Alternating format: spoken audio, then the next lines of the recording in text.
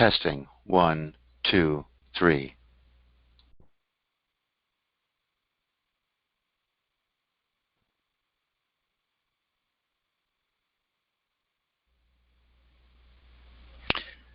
Good morning. This is Stephen Wynn with Loving the Coronavirus, part of the Healing the Heart of America program. Today is April 20th. It's a Monday. And today's flavor of meditation, I always go through two of them. We'll be dealing with the dimension. We'll start this week working with the dimensions of the heart. Particularly today, we'll deal with the left and the right sides of the heart and what that means and how to access them, how to expand them. And will be the other theme, the one I advertise, is that of justice and the coronavirus. So let's just look at that and find possibly some areas that push our buttons that we can use to find the hidden energy within us that wants to be healed, the wounds that want to come out. So just ask yourself, where does this coronavirus seem unfair? The whole thing feels unfair, doesn't it? Why should this be happening? What did we do? Did we do anything to deserve this virus? One very interesting thing that I read a while back, very great Ayurvedic physician, Dr.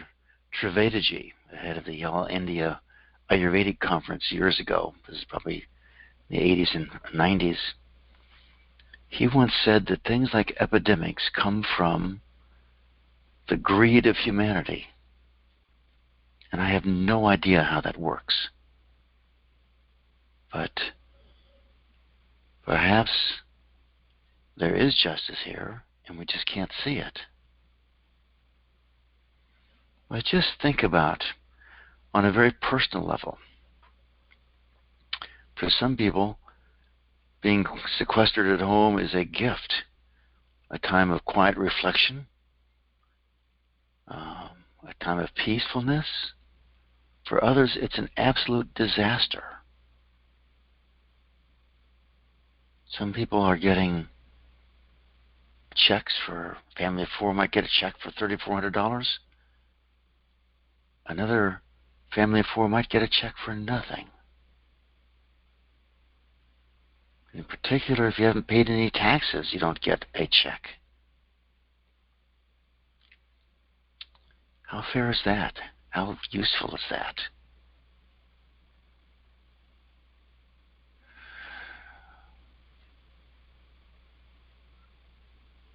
How about the racial side of this?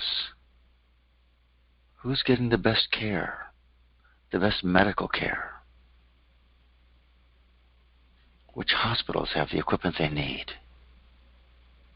I think by now most of the problems with the ventilators is done.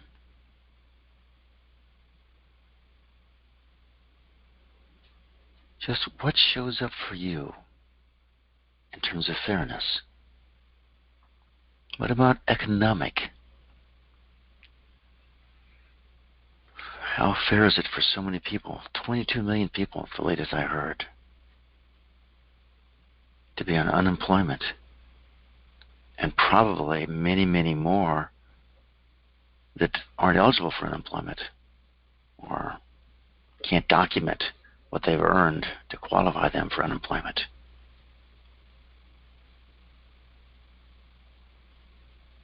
Where's all the social justice here?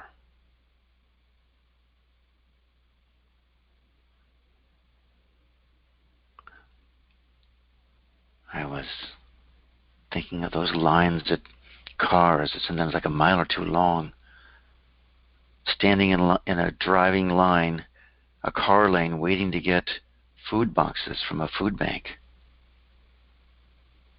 I thought, wow, what about the people who don't even have a car? How are they getting their food right now?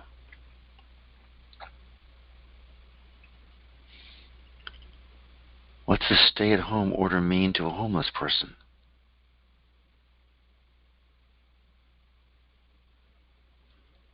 Well, just thoughts. Check your feelings about it.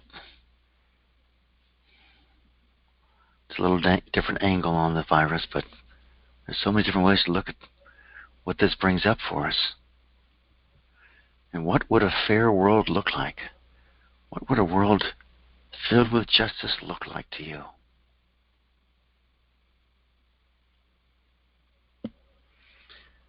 All right, with that, let's move into our meditation. Just sort of remember that reaction. Remember the state you're in right now. I'm always trying to agitate you in the mornings before we meditate so you can see the difference in our state of being. So, let's just begin this process of moving into our hearts. Sit up straight, comfortably straight, feet on the floor.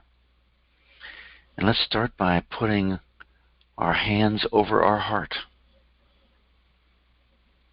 It's a very ancient posture. Some very old statues have this. I think I mentioned this. Egypt, statues of the Buddha. It's like a mudra. Think of it as a mudra.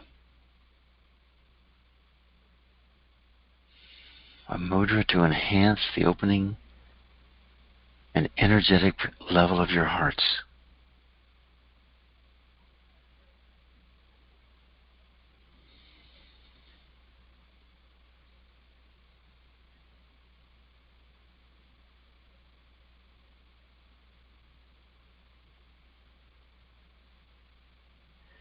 If you're not aware of what a mudra is, they're usually hand positions designed to channel energy in a certain direction. So you might see people sitting with their hands, the palms up, or finger and forefinger, thumb and forefinger touching with the rest of the hands up, or even some of the other fingers, thumb, ring finger, like that. They all have different energetic effects on the body, as does this posture.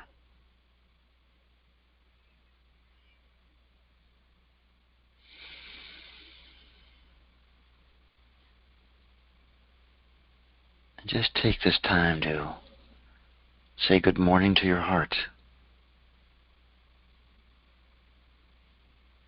Perhaps allow yourself to feel gratitude for the central organ, the central energetic center, the heart center,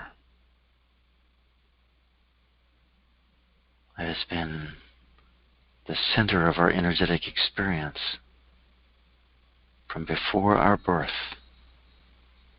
That beating heart begins, I don't know, second month, I don't know when it starts in pregnancy, very early. And it's never stopped for us. How amazing is that? Check to see if you can feel the heartbeat through your palms or fingertips.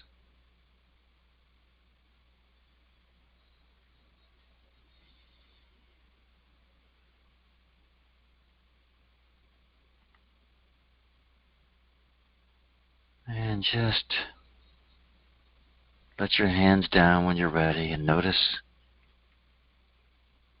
what maybe sitting like that for 2 minutes does for you.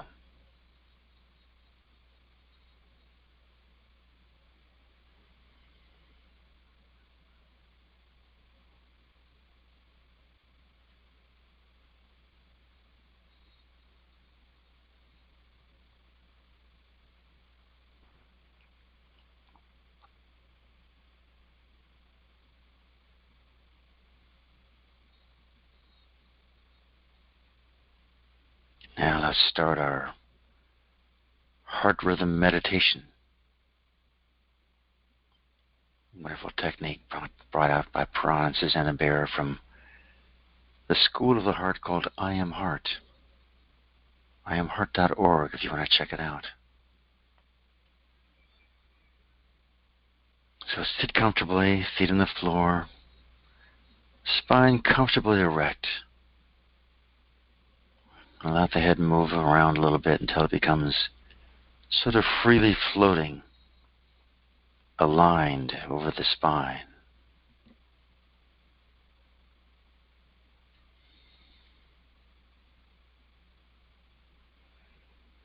And just start by noticing the breath.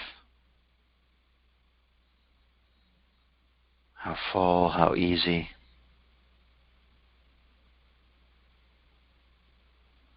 Which nostrils is more open, less open? How full do you breathe? How does the inhale, the length of the inhale, compare to the length of the exhale?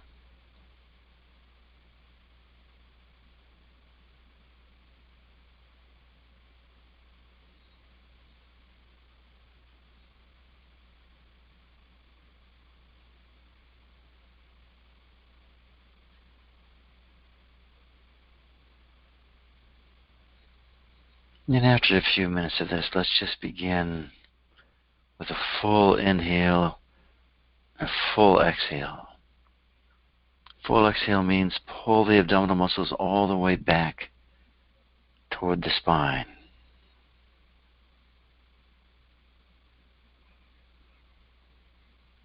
And notice how the full inhale happens automatically. We want a stately, majestically paced inhale and exhale. No hyperventilating here, just full inhale, full exhale.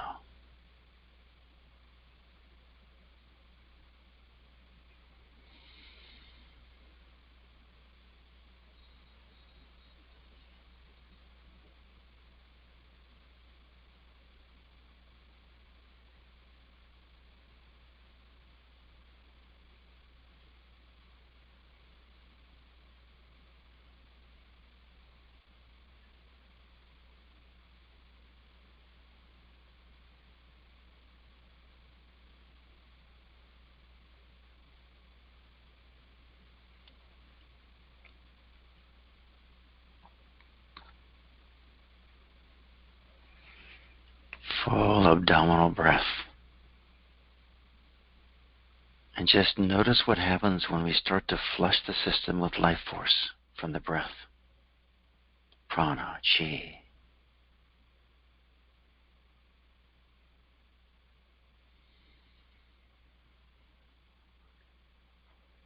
And you may notice that every day is a little bit different, the effect of this. A tendency toward the same thing, but sometimes easier, fuller, sometimes less so. Could you just allow it to be the way it is? Just love your breath as you bring it in full. Exhale fully.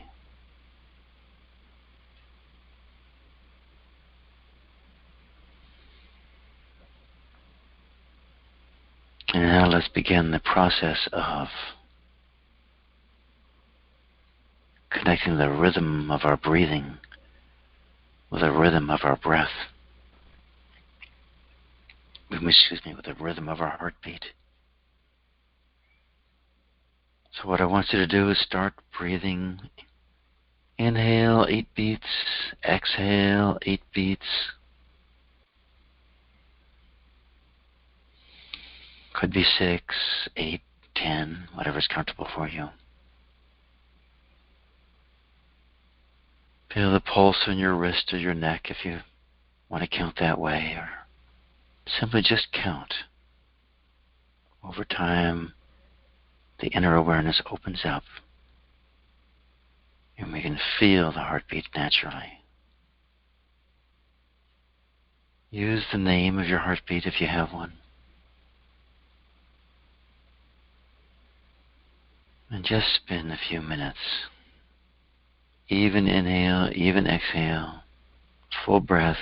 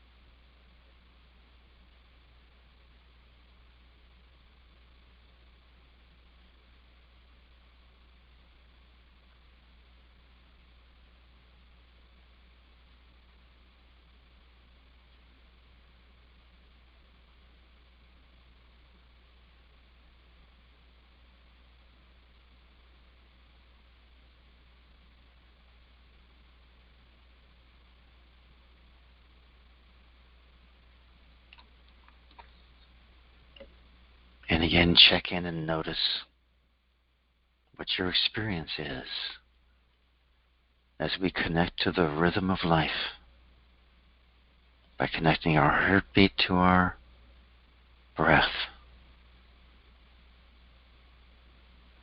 And just check to see if you can sense the bigger rhythm of creation. It takes time, but it starts to show up.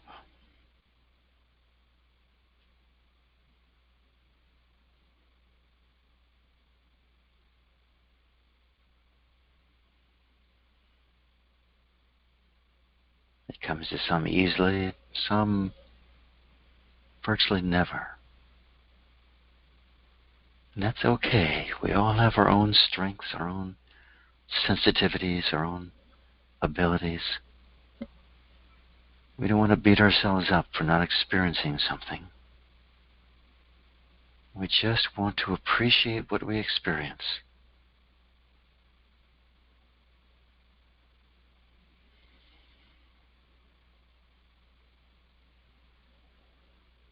And so, let's begin our expansion of this basic practice and find new ways to experience the heart. You may just, while we're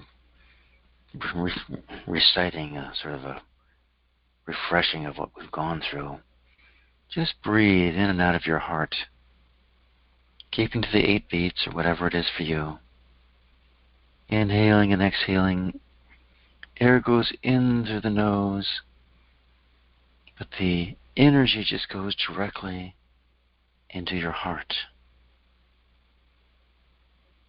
Just basic heart breathing, energizing your heart.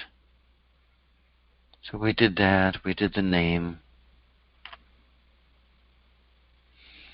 we did the swinging breath, pulling the energy in from the back, out to the front, in from the front, out through the back.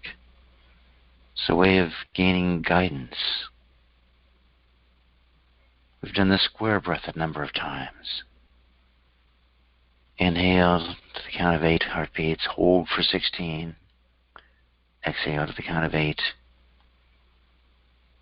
The rhythm is what's important there, whether it's 6 or 10 or 12 or 8. Doesn't matter so much. And then we went through a week of the elemental breathing patterns. Very sweet meditations. Earth and water, fire, air, space. So this week we're going to be exploring the dimensions of the heart as a way of expanding the capacity of the heart, expanding our ability to love, expanding the power of our heart, the wisdom of our heart, the flexibility. Our heart is not just the organ beating in our chest. It's actually an energetic center with its own dimensions. Could be tall and narrow, deep, could be wide, out to the left, to the right. Could be high and low, forward, backward. And then there's an inner dimension to the heart. This morning we're going to work on the width of the heart, how wide our heart is, how broad our heart is. And funnily enough, we're going to start by doing the swinging breath a little bit. That's actually a great assistance in developing the width of our hearts. So, just for a minute or two, what I want you to do is begin this swinging breath. Let's start in from the back. Inhale into the back of the heart to the count of 8.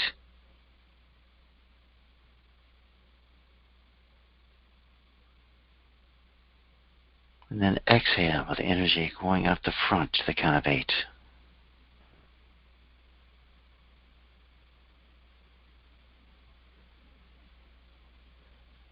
Then inhale from the front, filling up the heart to the count of 8.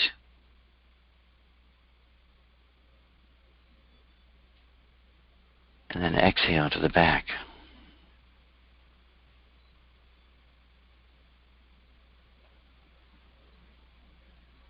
Then inhale, I'll count this time.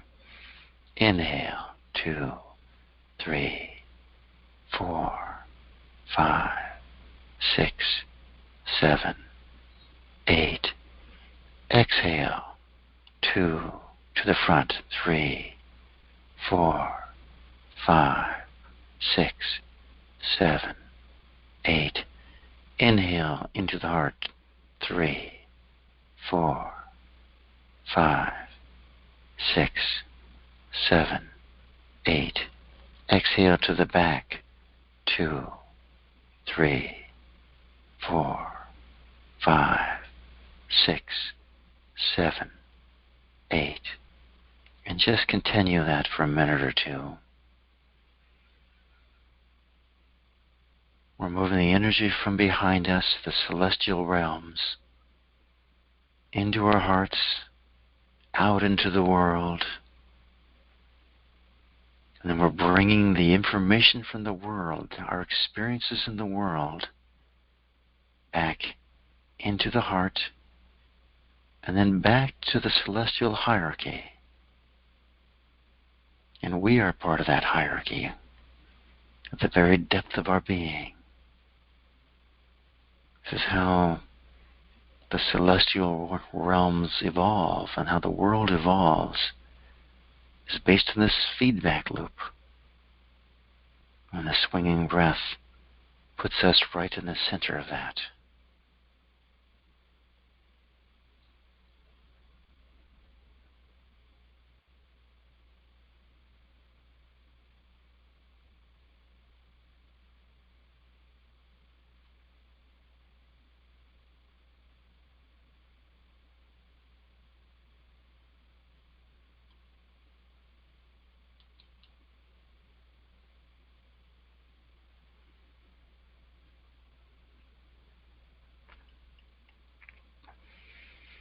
All right, now that we've got this sense of energy moving, we can let go of that intention.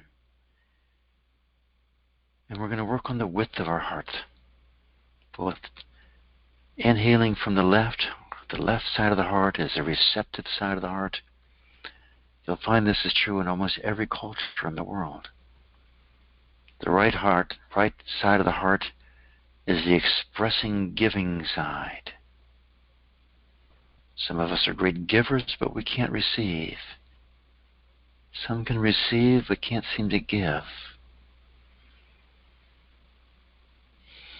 We want to expand both sides as though our hearts expand out to the far horizons, as if we're standing there almost with an embrace, hugging the world, so to speak. A person with a wide heart is usually very sociable, very expressive, gregarious, warm, friendly, influential. Once we get this wide quality of our heart, we have a great ability to harmonize ourselves with others. We go out of our ways to be helpful to others, even people we don't know. So what I'm going to invite you to do is start inhaling from the left side into your heart to the count of 8 heartbeats, 6 or 10, whatever. Then exhale out the right side. And what I want you to do is, well, let's just do that for a second. So inhale in from the left. Just go out as far as you can and start pulling energy in. Fill up the heart. Then exhale and just let the energy pour out to the right, as far as you can to the right horizon. And then inhale from the left. Count of 8. 8 heartbeats. Exhale. Pull that energy and pour it out into the world.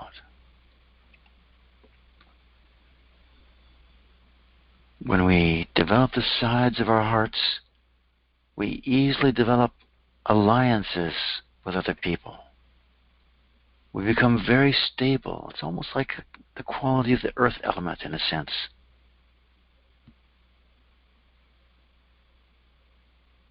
Towards other people, this stability becomes loyalty, dependability.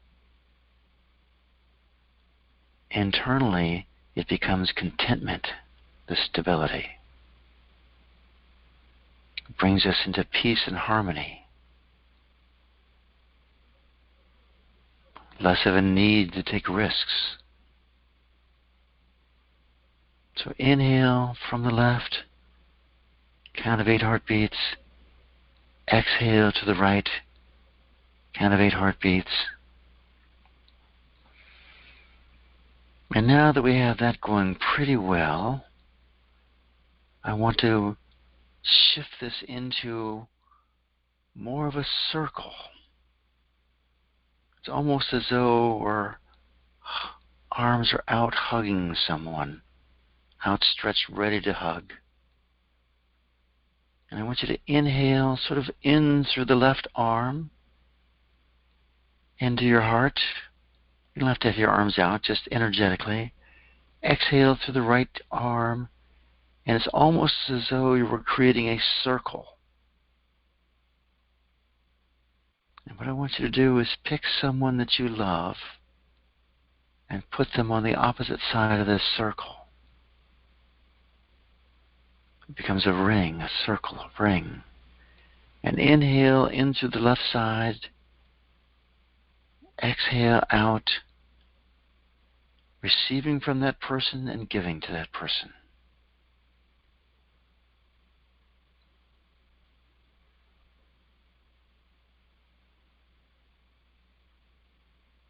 Inhale to the count of 8. Exhale, let the energy circle around to that person. It's easy to start with someone we love.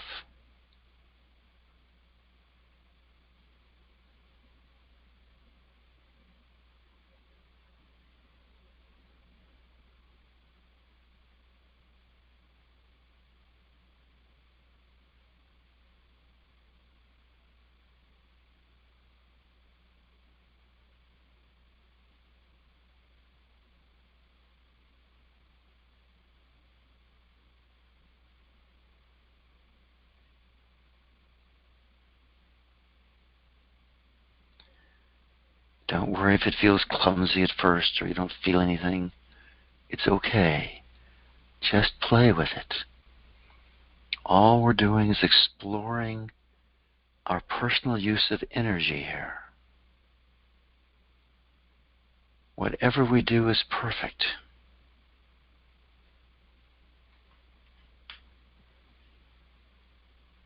And again, just use your name of your heartbeat. Inhale in from the left in this circle.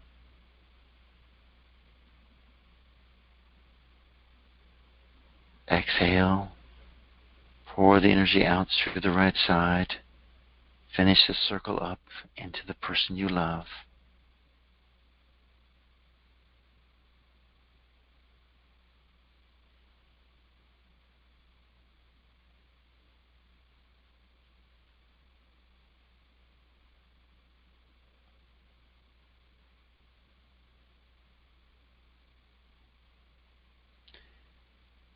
And now I invite you to find someone who is challenging to you. It doesn't have to be your worst enemy. It could just be someone that you have a little problem with right now. Family member or something like that. Co-worker.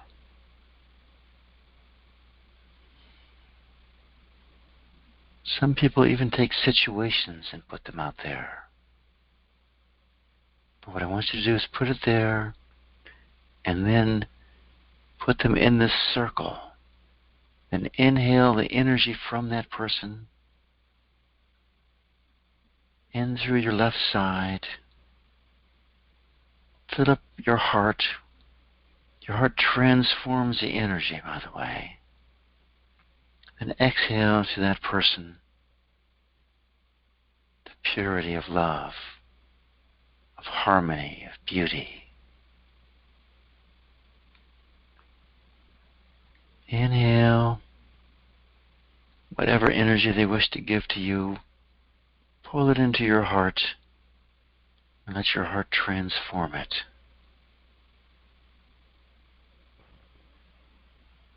And then exhale, pouring back to this person that transformed energy. Maybe you pull in whatever they're giving you, or maybe just your own experience with it, distraught, uncomfortable. Pull that into your heart. Pour it out as compassion, forgiveness, love, or even other qualities. You could pour back stability. This is a person who's nervous and frightened and unsure.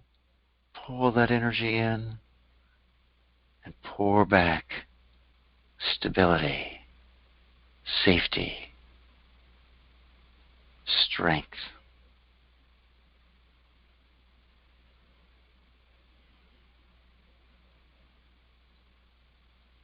What we're doing in this whole process is playing with energy.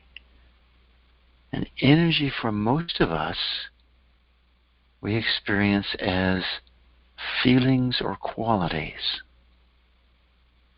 We also feel streams of energy.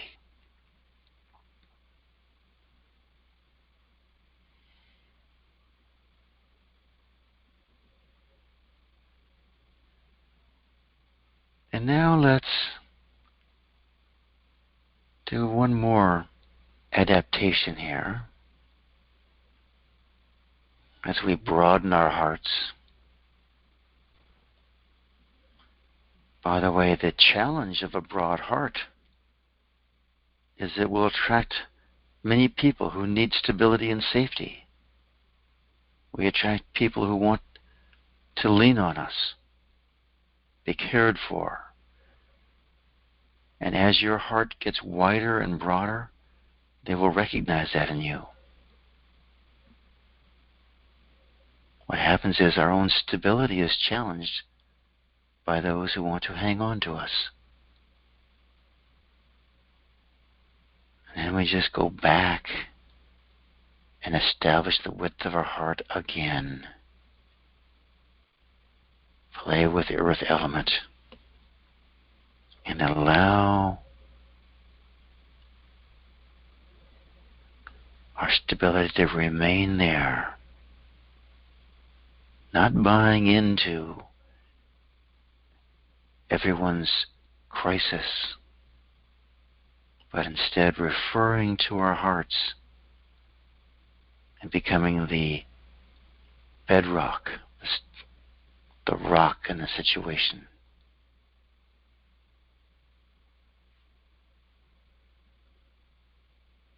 Some of us have very narrow hearts, and that's okay.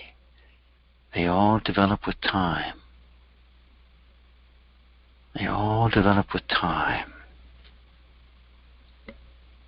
But it's a very rich experience to broaden your heart. So let's do this final experience here. And let's let go of the person that you were working with and thank them for their time and energy. And now let's invite into this circle the coronavirus.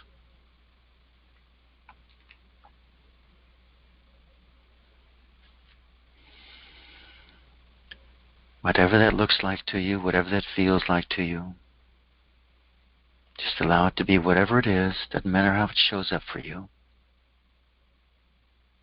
And again, inhale to the count of 8. In through the left side. Pull it into the heart. Let your heart transform it. Send it love. Send it harmony.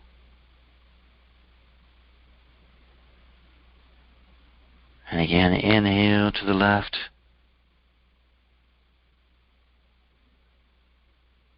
Fill your heart up with that energy of the virus. Believe me, you're not getting the virus doing this. You're really vaccinating yourself against it.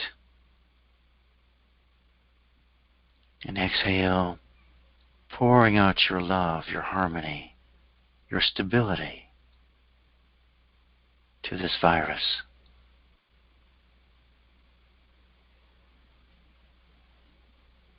And the concern quite often is that if we feed energy to a virus like this by loving it, that it will grow stronger and kill more people. It's not how it works. What happens is, as we see it through the eyes of our heart, we are seeing the finest and greatest part of this energy of creation and inspiring it to go to that place where it has a job. Make no mistake. It has a job. And we can allow it to fulfill that mission gracefully, smoothly, totally in alignment with the divine plan. And that's what we do when we transform it.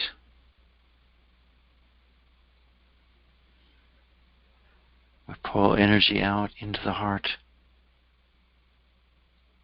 Let's just take the whole pandemic, the vastness of the pandemic energy. Would it be okay with us if we were to pull that energy into our heart for the sake of humanity, or for the sake of your family, into our heart, and then exhale it back out to bless humanity?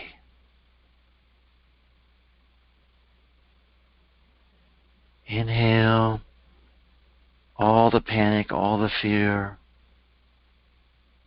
Pull it into our hearts. Let the heart transform it. And exhale it out to the right, back as a blessing to all of humanity. And let's just do this for a minute or two.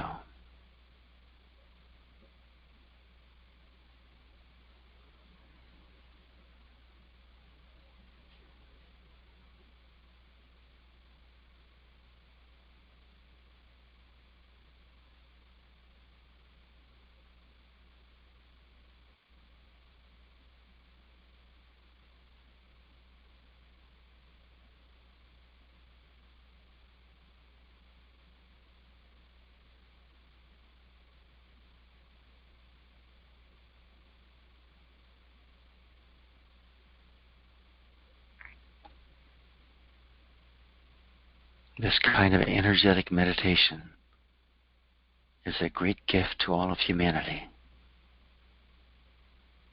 Made greater still because we do it as a group. We get the multiplier effect.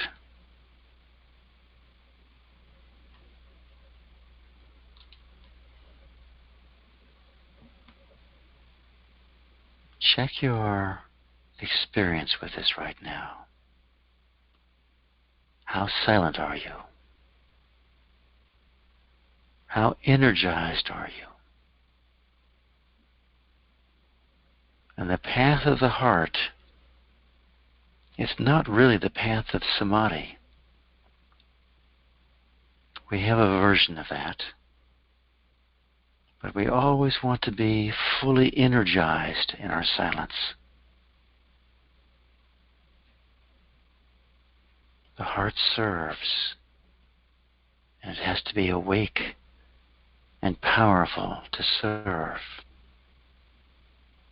We can't give what we don't have.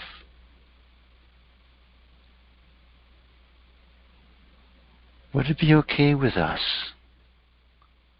if every time we serve, we experience this great vastness, this great field of energy flowing through us?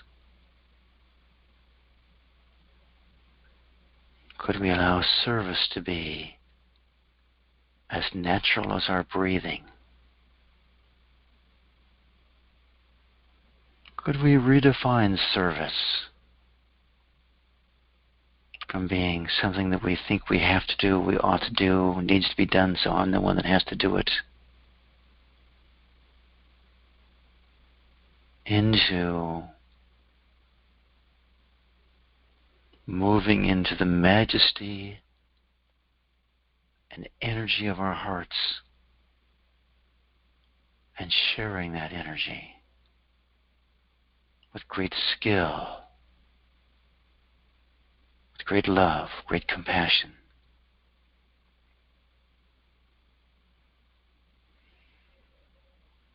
It doesn't mean we don't act in service, but just could we recognize how glorious service becomes when we perform it at this very deep, subtle level.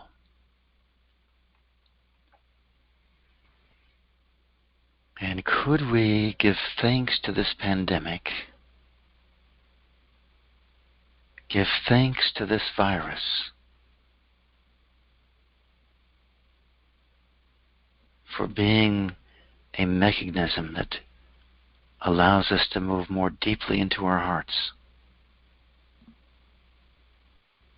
born out of this desire to serve, whether we are conscious of it or not. The heart includes, the heart loves, the heart joins.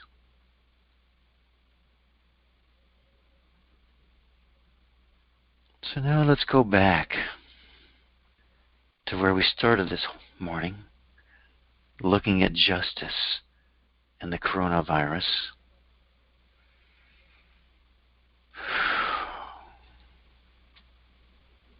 Can you reconnect to what felt unjust and unfair about the effects of this pandemic, about the effect of the coronavirus itself, killing some people, sparing other people? Just check to see where your sense of adjustment, your attunement to justice is.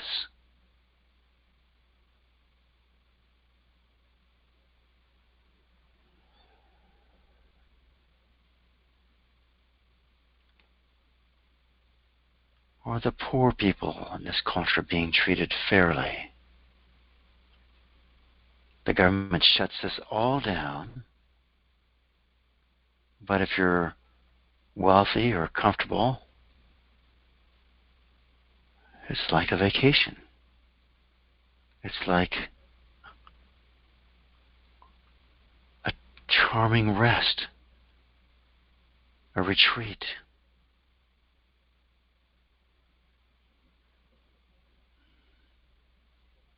Some of us are on unemployment, making more money on unemployment with the extra $600 a week from the government, from the federal government, than they were making when we were working. Some of us are getting nothing. Welcome up that sense of unfairness.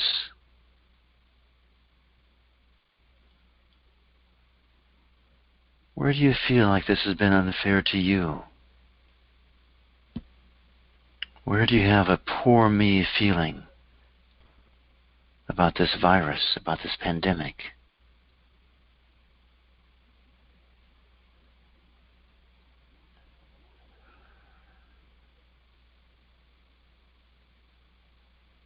And could you simply let that poor me feeling go?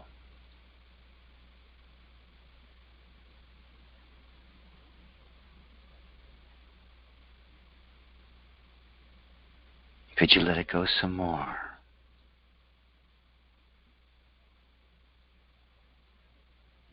And more.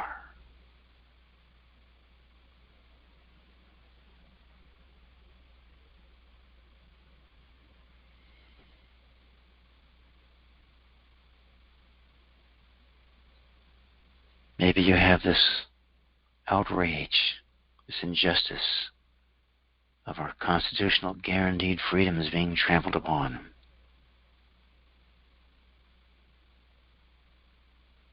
Or maybe it's unfair that people ignore these rules that are meant for the benefit of all and don't get punished.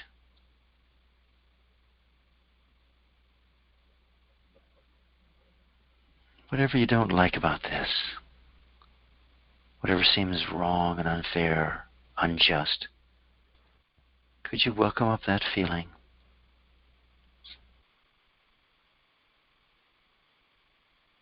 And just let that go.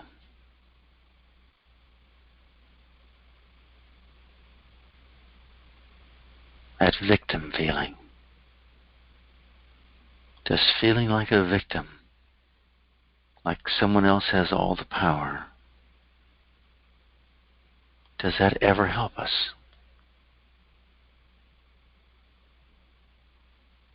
Isn't the more useful question, where do I have power? Where do I have control? Where do I have influence? And work from there.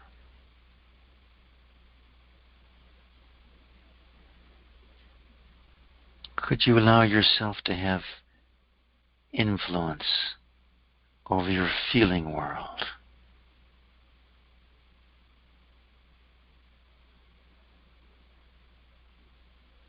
Of course we can. Of course we can. Could we allow ourselves to reclaim the power we give up when we become a victim of injustice? Even when it's completely accurate to say this is an injustice. Could you feel that feeling and honor the feeling?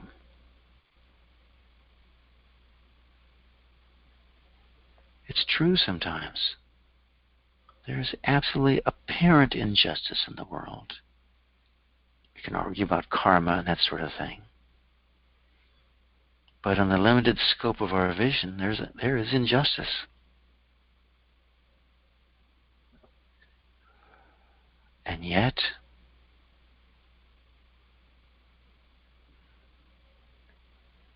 it's a wound of our hearts to wallow in that injustice.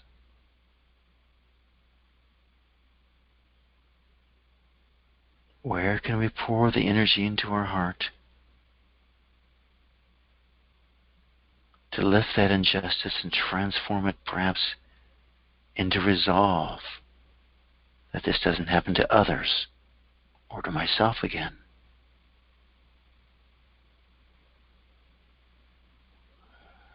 We want to use everything that comes to us, every sense of energy, ours to use. Could you allow yourself to step into your power?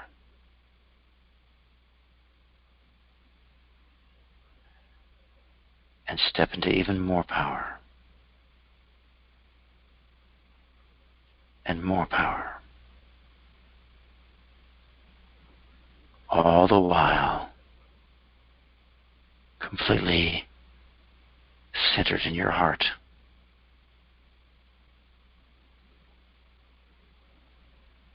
Could we engage powerfully in the world from a place of love?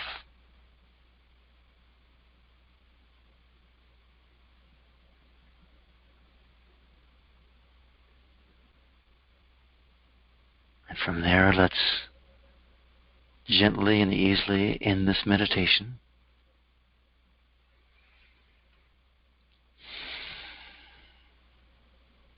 Take a moment. Feel where you are in your body. Feel your heartbeat again. Feel your feet.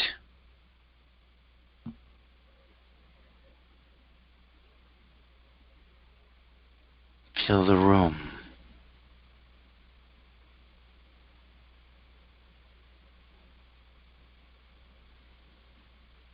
Just check. Do you have a sense of a wider heart, of a wider energetic field? It's just your first time, but I'll bet many of you do. It's just more energy awakened out there. I've mentioned this before, but I'll say it again. We are all ready wide in our hearts, but we just don't notice it. The essence is there. All we have to do is awaken it.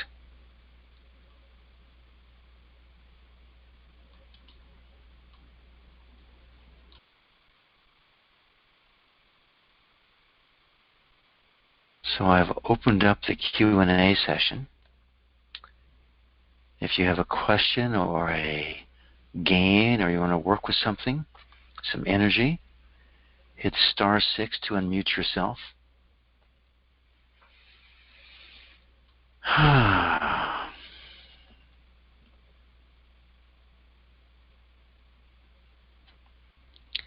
Maybe I'll talk a little bit more about the width of the heart while people are coming out of meditation.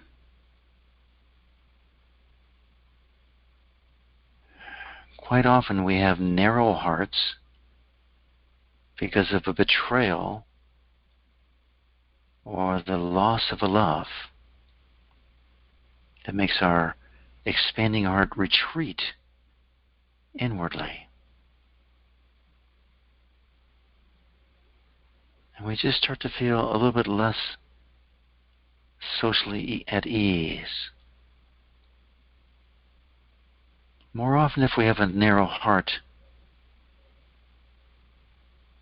it's because we were wounded very early, reinforced by isolation in childhood, perhaps, establishing a pattern of solitude as an adult.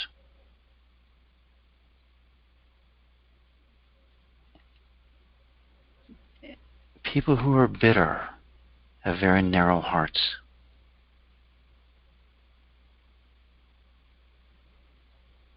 And you know, in our culture, we justify this.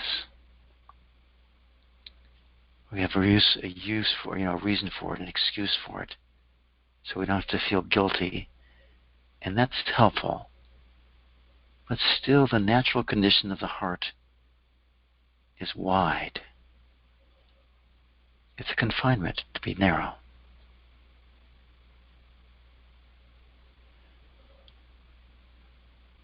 And it's just a matter of gently and easily, practically moving the energy in from the left, out to the right, over time.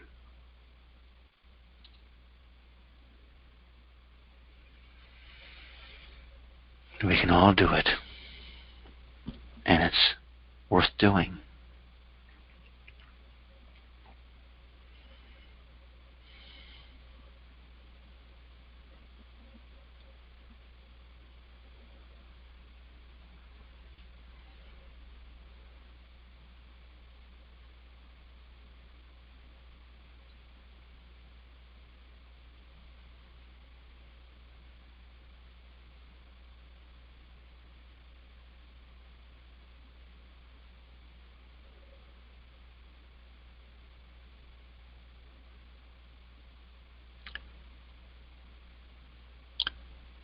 Again, *6 if you have a question or a gain or want to work with some energy.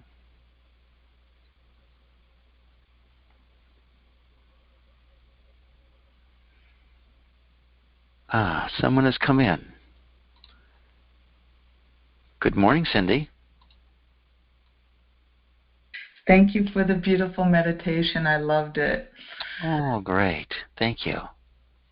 Well, what I have coming up this morning is I'm feeling some anger and frustration and boredom, all three, because my husband and I absolutely love being out in nature hiking, and they've closed all the parks, and I just felt this like driving around trying to find a place where we could go hike in nature, and having it all closed down felt really painful. And I felt the anger come up, like, how can, people need a place to go to be in nature. I know for me, nature is extremely healing. And so I'm tired of all this. It's like, I know there's people that love the indoors and they don't have a problem. I'm such an outdoor person, so I'm feeling frustrated. Gotcha. So can you feel that frustrated feeling? Yes. Yeah. And do you find that that's a useful, helpful feeling? No. No, not, is it? Okay. I love how you get me laughing immediately. Laughter is such a great healer. Yeah. So would it be okay with you if you just welcomed up that frustrated feeling? Yes. And anger and boredom. And anger and boredom. Welcome them all up. Okay. And could you let go of your resistance to them, to your not liking of them? Yes. Yeah. Could you let go some more of that not liking? Yes. And more. Yes. And more. Yes. Can you see that you have a habit, when things come up, of pulling up this not liking feeling? Yes. Yeah. Now that's just a habit, isn't it? It is. Would it be okay with you if you shifted that habit? Absolutely. Good. So would it be okay with you if you welcome this not liking? Okay. Of these feelings, and just move that into, could you give those feelings some love and approval? Yes. And could you give them some more? Yes. And more love and approval? Yes. And more love and approval? Yes. And does that feel better to you or worse? A lot better. A lot better. So let me ask you a question. When the energy comes up like anger and frustration and irritation, boredom, do you experience that as your energy or something like invading you? Actually, both. I feel some of it's mine, and I feel I'm picking up other people's stuff, like parents with kids, where Yeah. to Yes, take good. them out of nature, and they can't right now. Good. Good. So if someone came over to visit you, would you slam the door on them? No. No. If a part of you showed up to visit, would you slam the door? No. Right. But that's what you do, right? Ouch. I've not heard it said that way before. Yes, Yeah. I guess that's true. Well, listen, Cindy, we all do it. Please don't feel like you're being attacked here, okay? No, I know. Yeah. So we all do this, and everyone on the phone is doing this. Energy comes in, and either we think it's something that's separate from us, like I'm not anger, and it's attacking me, or it is ourselves, and we wish I didn't have it. I mean, like that. But either way, our habit is to shut the door. Would it be okay? Yeah, would it be okay with you if you developed a new habit of welcoming whatever comes up? Yes. Yes. And could you make that decision again? Yes. Yes. And could you say yes to that again? Yes. Yes. And how would your life be different if every time some energy came up, because that's all we're talking about is dealing with energy, and you go, oh, look, here's some energy to deal with. Oh, that feels good, yes. And that does feel good. Yes. Yeah. And if you did that day in, day out, pretty soon, would you have a new habit? Yes. Yeah. And how would that feel? Much better. Yeah. Who would you become if everything that came up within you and outside of you that you greeted with love and welcoming? A lot more peaceful. A lot more peaceful, right. Right. And how would your life work, do you think? Easier. Easier. Wow. Seems like there's no loss here, is there? That's true. Yeah. Okay. So what's your, this idea that energy is going to come and you're going to welcome it? Scale of 1 to 10, how realistic is that for you? 10 being not very realistic and 1 being slam dunk. I can do it. It's a 1. It's a 1. Fantastic. So that last little bit, could you let go of that? Yes. Wow. I hear that. And if you make a mistake and fall down, is it okay if you just get back up and start again? Absolutely, because I notice I'll fall into beating myself up. Yeah. And that's just not being perfect, I guess. Like when the energy comes in, I notice a yes and let it up and out, and there's times I resist it, and then I beat myself up for resisting it. Right. And that beating yourself up, now you're going to love, right? Correct. Yes. Okay. I think you're in a pretty good spot here, Cindy. Thank you. Thank you very much. Thank you very much for stepping up. Okay. And now we have area code 315. 709. Hello?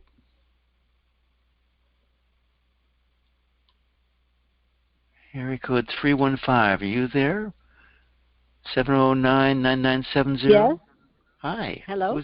Who's this? Hi, this is Kathleen. Hi, Kathleen. How you doing? I'm doing pretty good, and the last person helped a lot on what I was going to bring up.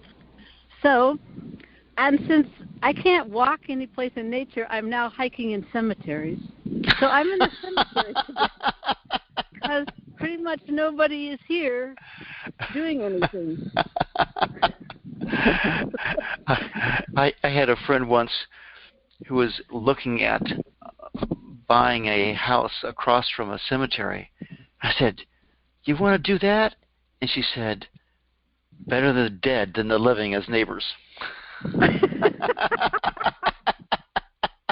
Yeah, they're nice and quiet. Nice and quiet there. Okay. So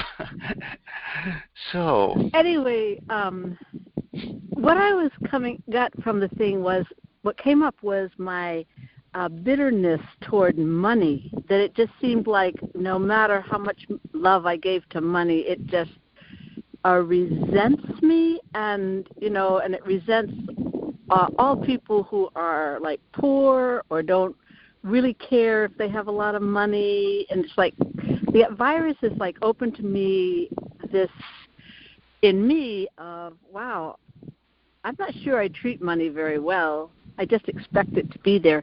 So all that bitterness and everything is just coming up. Nice. This is a really deep find for you, and helpful for everyone on the phone.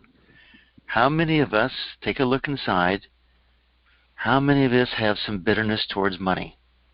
That it doesn't show up when we want it to show up, that it's hard to get, that some really bad people get a lot of money.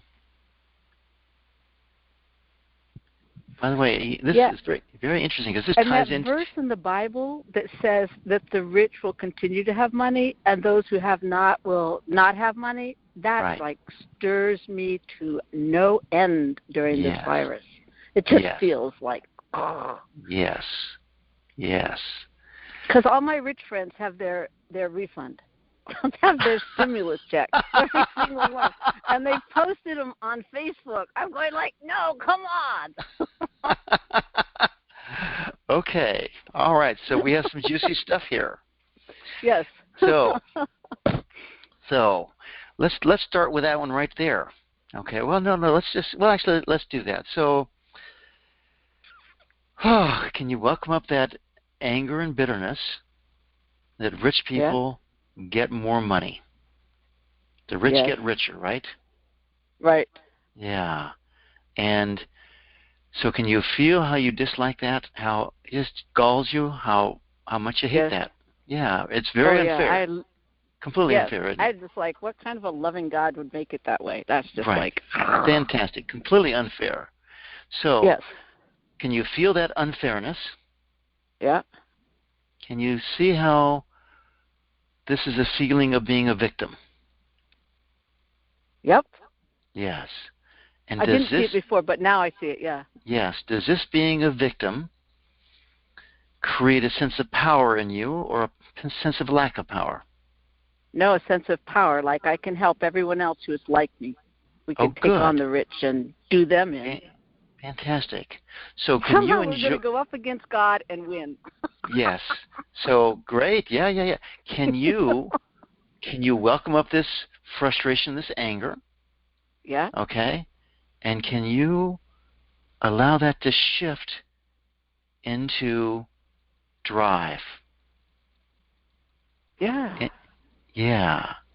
Can you allow that to shift into a call for justice? Yep. Mm-hmm. And could you allow yourself to be this powerful beacon of fairness and justice in the world? Well, 3 minutes ago I would have said no, but now, I can see this huge drive. Yeah. Yes, good. So is it okay with you if every time you start to feel angry and outraged that you use that energy to shift it into a drive for justice? Yeah. Yes. Now, when you say yes there, my experience was you were very much at peace with that. What's your experience? Yeah. Yeah, that's very much at peace. Uniquely, I had never felt at peace like that before. Yeah. Yeah. Yes. Good. So let's go through a few of these things that really irritate you. Okay? Okay. So the rich people who get direct deposit and got their refund checks already and most of them didn't need it anyway, right? Right. How does it make you feel? Oh, still a little bit, still pissed. It's just like... Yes. So good. So can you feel that pissed feeling? Okay. Yeah. And is it okay with you if you become a person who experiences everything that the world has to offer? Oh, that's scary. Yes. No. That's no. Okay. It was nice talking about drive, but no. Okay, I got you. Out there. I got you. Yes. So, can you welcome up that fear? Yeah. That's just a fear, isn't it? Yeah, it makes it seem like I'm now becoming one of the rich, and I'm leaving my friends. Yes, perfect. So is it okay with you if you welcome up the fear, let that change, that you allow yourself to become rich and powerful and still love your friends? Yes. That's okay, isn't it? Mhm. Okay. Now, put up this feeling of leaving your friends. Okay. Is there a sense of betrayal there? Yeah. Yeah. Does that sense of betrayal help your friends? No. It does not, does it? No. Could you welcome up that sense of betrayal and let that shift? I'm going to make something up here. Let it shift into love for your friends. Whoa. Oh. You made something nice up. Yes. That's all we're doing. So what I want you to get here is there's energy, and we put a label on it. In this case, it was betrayal. Mm-hmm. Okay? It's a very simple shift to change that label from betrayal to love. That was. Yes. Would it be okay with you if you become a master at shifting energy and still love your friends? That would be so amazing. Yeah, that's okay, isn't it? Yeah. That's safe to do. That's not a betrayal at all, is it? No. Good. And what helps your friends more? For you to remain bitter and a victim, or for you to step into your power? Step into my power. Yes. So would it be okay for you to step into your power, claim your peacefulness, claim your drive, claim your energy, and still love your friends? Yes. Yes. And would it be okay for you to let go of your bitterness towards rich people? Would that be okay with you? Yep. Is that That's safe not to do? serving me. It's not serving you, is it? No. No. And does that bitterness towards rich people help your poor friends? Oh. Oh, no. It's not helping them at all. It's not helping them at all, is it? I'm spreading it. Yes, you're spreading it. Ooh. Right. So would it be okay with you if you stepped forward here, and this is leadership, okay? This is energetic leadership. If you step forward into letting go of your bitterness and disapproval of rich people and moved into loving them. Yeah. Wow. Is that okay? That's okay, isn't it? Yeah. So how much bitterness do you have towards rich people right now? None. Nice. How much bitterness do you have towards the government favoring rich people? Oh.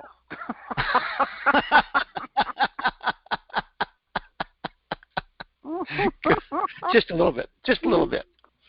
Okay. Oh, yeah, just a little bit. Just a little bit. So here's this theme of injustice today. Well, I guess we stirred up more than I realized. This is great. Yes, you did. You stirred it up. That was nice when you stirred.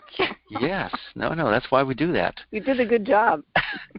So here we are, bitter towards the government, giving us a narrow heart. Oh, my goodness. Could we be more bitter so we could make our hearts even narrow? How does that sound to you? Oh, yeah. I can really, I can get into that. You can get into that. Does it help you? No. And has that bitterness towards the government, I have this one too, I just tell you, I'm joining you here. Has that bitterness towards the government helped the government? No, it's just given me more bitterness. It just creates more. It has nothing to do with making the government function well. No. Right? Okay. Yeah, so I didn't see that before, but now I see it, yeah. Yeah. Would it be okay with us if we let go of our bitterness toward the government? Yes. And everybody on the phone. I know there's a lot of you lurking out there. Could we let go of our bitterness towards the government some more? Yes. And more. Yes. And more.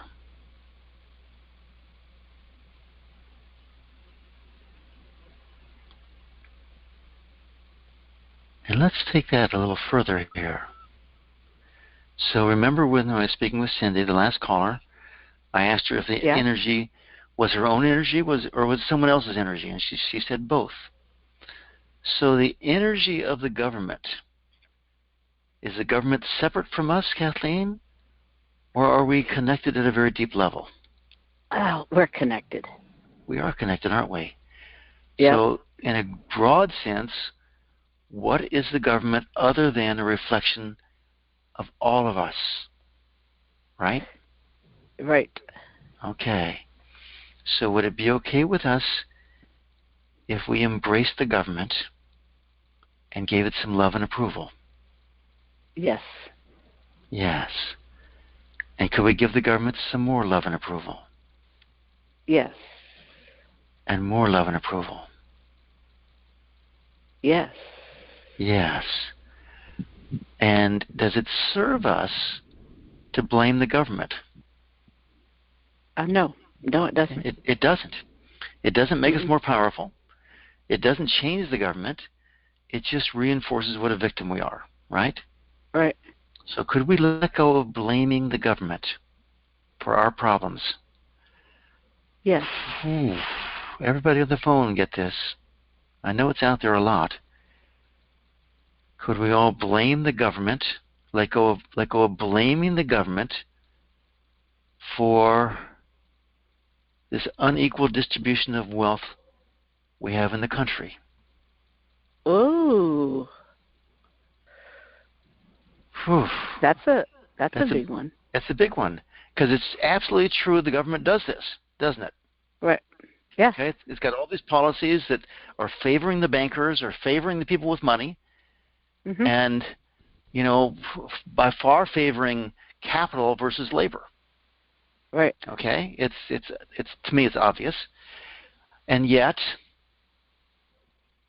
do we become weaker or more powerful when we let go of the blame? We become more powerful. We become more powerful. We step into our... Yeah, I would definitely take back my power. We take back our power. Okay? Yeah. And can we recognize that the government here is, it's just a reflection of the people? Can we simply recognize that, yep, I'm a part of creating this government the way it is? On the deep level of my heart, the deep level of my karma, whatever it is, I'm in this country. I picked this government. We talk about picking our families. All right. We all picked this government to be born into. We all picked, let's just go for it. We all picked Donald Trump to be president. Right. Okay? We could have moved. Could have gone somewhere else. Right. So here we are. Could we let go of beating ourselves up for what we've created? Ooh. Yes. And could we let go of beating ourselves up some more for what we've created? Yes. And could we let go even more of beating ourselves up for what we've created? Yeah. And just a discriminating question, if we collectively choose to favor justice, how hard would it be for our government to change? Well, if we created it, wouldn't be too hard. I'm getting that too. Believe me, I'm walking blind in this releasing here. I'm going. It's not going to be hard to change at all. No. Maybe a little shakedown of time and this and that, but once we're all clear, the government has to reflect the deep intentions of the population. Right. It's not about votes. It's about what the people are. Right. It's amazing. Yeah, the government doesn't work without consensus. Right. You look at marijuana, okay? The government didn't lead that. The people led that, and then the states led that. The towns and cities led that. Right. Wow. Okay. So let's get back to individual bitterness here. So, and where for you to go, Kathleen? Because I'm good. You're good. So, whenever Are you bitterness good? comes, I'm really You took good. me here. No, I am really good. I was like, I'm feeling so much freer and so much lighter.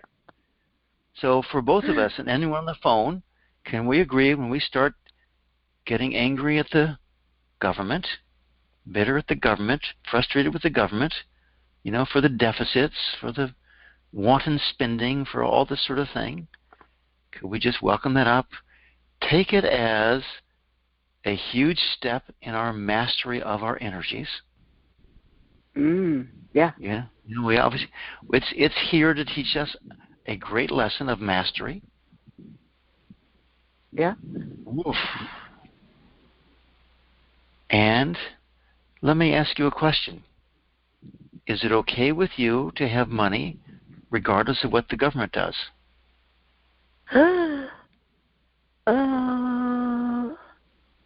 That's a no. Yeah. That sounded like a no. Well, it was going to be. It was going to be, but then I said, "What? I've just got this mastery. What am I doing?" Right. Go with it.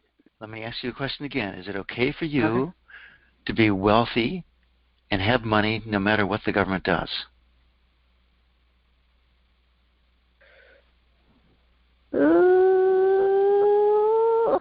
Still resisting. Good. So is it a matter of disbelief or not wanting the money? Disbelief. Disbelief. Good. Yeah. So that disbelief is just more energy, isn't it? Yeah. So could you welcome up that energy? Yeah. And does it have to have that label of disbelief on it? No. No. Could you welcome it up and let that energy shift into certainty? Well, yeah. Yes. Could you welcome it up some more of that disbelief? Yes. And could you allow yourself to be the authority in your life and allow yourself to have money regardless of what the government does? That's amazing because that's actually what I've always wanted. When I look way back, that's the freedom from that. Yeah. Yes. Good. But I always felt the government controlled it. Yes. Could you allow yourself I switched it, to be more powerful in your life than the government is? Yeah, that'd be nice. It'd be nice, yes. Yep. And this comes back, I'm going to say the statement again. Could you allow yourself to be the ultimate authority in your life? Yes. Yes, yes, and yes. Yes. Good. It's going to be a learning thing. I mean, to catch it each time, but yes, I can allow it. And can you welcome up that process of you're learning a new skill? Could you allow that process to be fun? Yeah. Yeah. Much more likely to happen if it's fun. Yeah, it is. And would it be okay with you if you kept score every night? Right before you go to bed, just sort of check through your day and say, well, how many times did I reclaim my energy and how many times did I lose it? Would that be okay with you? Yeah. Do it in a fun way. It's a game, remember? Right. And would it be okay with you if it just gradually becomes more and more of a habit for you to sit with the clarity and certainty that you are the authority in your life? Yes. And anytime something comes up that looks like it's more powerful than you love it, you welcome it up, and you let it go. Yes. Yeah? Yeah. Okay. I think you've got that's awesome. A new hobby here. Thank you. Yeah. Yes. This is better than knitting.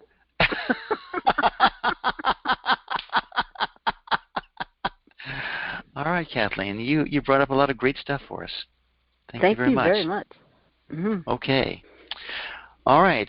It's 10:40 here in Iowa. It's about closing time. So I'm going to thank everyone for stepping in. Oh, let me unmute everyone. Whoops, that's the wrong one.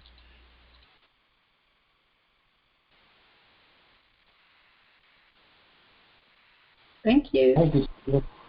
Thank you, Thank Stephen. you. Yeah. Thank you, everyone. We appreciate all you do. Thank you. Yeah. Thank Thank you. you. Thank you. Thank